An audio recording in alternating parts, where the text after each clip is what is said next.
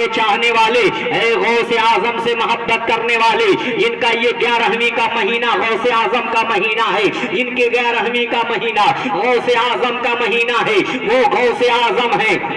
وہ محبوب سبحانی ہے، وہ قطب ربانی ہے۔ اللہ اکبر اللہ اکبر کہ جب آپ کا چرچا ہونے لگا اور سب نے آپ کی عظمت کو مانا، اور عظمت ماننے کے بعد جب آپ کی عظمتوں کا چرچا ہونے لگا، اس عالم میں غوث اعظم محبوب سبحانی ہے۔ اللہ اکبر کہ اللہ نے آپ کا مقام اتنا بلند فرمایا کہ اگر آپ کے چاہنے والوں نے ماہ رمضان کے مہینے میں اگر آپ کو دعوت دیا ہے، اگر ایک نے پکارا ہے تو اس کی بھی دعوت قبول کیا، دوسرے نے پکارا ہے ایک وقت میں تو اس کی بھی دعوت کو قبول کیا ہے۔ گویا 70 چاہنے والوں نے ایک وقت افطار کے لیے پکارا ہے، غوث اعظم سب کی دعوت میں ایک وقت ہے۔ نعرہ تکبیر، نعرہ رسالت، نعرہ رسالت، نعرہ حیدری، نعرہ حیدری، یا غوث المدد، یا غوث،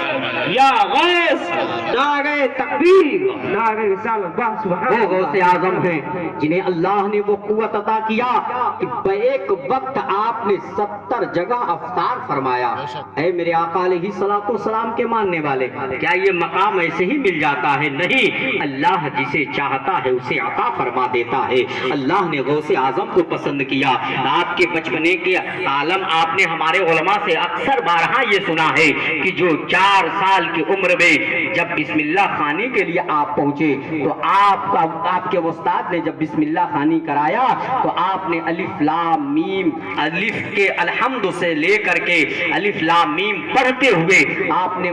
مختلف روایتوں کے اعتبار سے 15 یا 18 پارے آپ نے سنا دیا تھا۔ میرے پیارے محترم سامعین کرام، پوچھا گیا یہ کیسے؟ کہا میری والدہ کی زندگی کا یہ حال رہا کہ آپ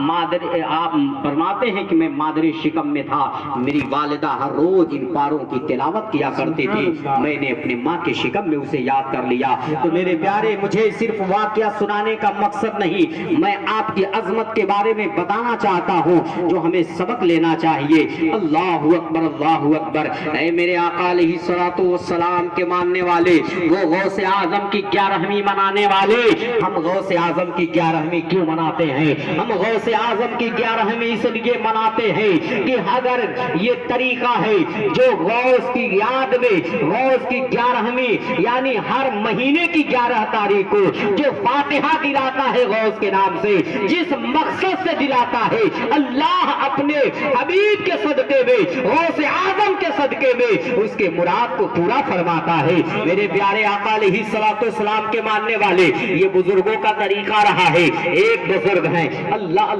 جو غوث کی 11ویں جب آتی ہے بڑے دھوم دھام سے 11ویں منایا کرتے تھے، بڑے دھوم دھام سے آپ 11ویں مناتے تھے غوث کی۔ اللہ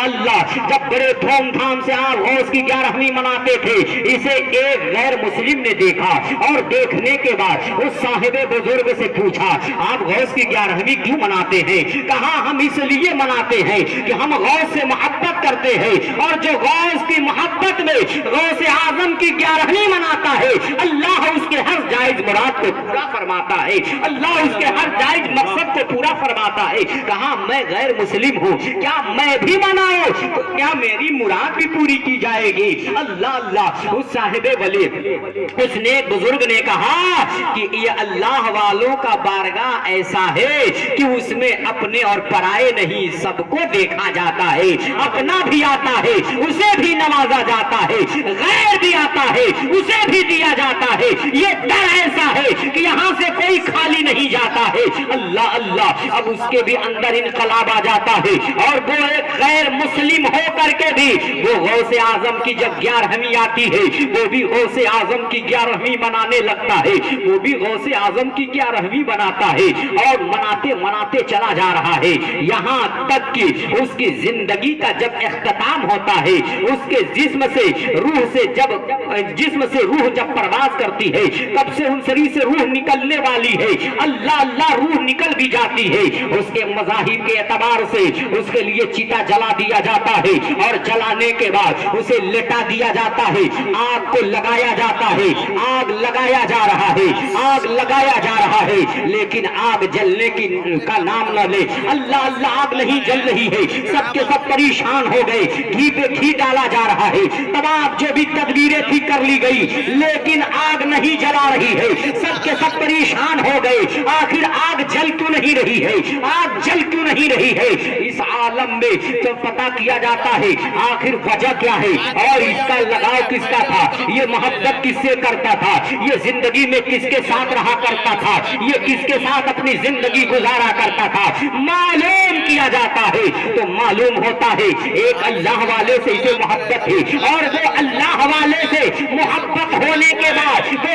जैसे जैसे कहते थे ये वैसा वैसा किया करता था। अल्लाह अल्लाह, फिर उनका रास्ता लोगों ने तय किया, उन्हें मालूम किया, मालूम करने के बाद लोग उनके पास पहुंचते हैं और पहुंचने के बाद उस अल्लाह वाले से मुलाकात करते हैं, उस नेक बुजुर्ग से मुलाकात किया, कहा फला शख्स को आप जानते हैं, कहा हाँ यकीनन जानता हूँ, वो मेरा अजीज दोस्त है और मैं उससे मोहब्बत करता हूँ, वो मुझसे मोहब्बत करता है, ये हम दोनों की मोहब्बत है। कहा कि वो एक गैर मुस्लिम है, आप मुस्लिम हैं, मोहब्बत का तकाजा। कहा पूछना क्या चाहते हो, कहा पूछना ये चाहते हैं कि जब उसकी मौत हो गई हमने चिता तैयार किया, उस पे उसे लगा दिया, कलकलियां लाद दी, सब कुछ करने के बाद हम जला रहे हैं लेकिन आग जल नहीं रही है, माजरा क्या है। कहा अरे सुनो,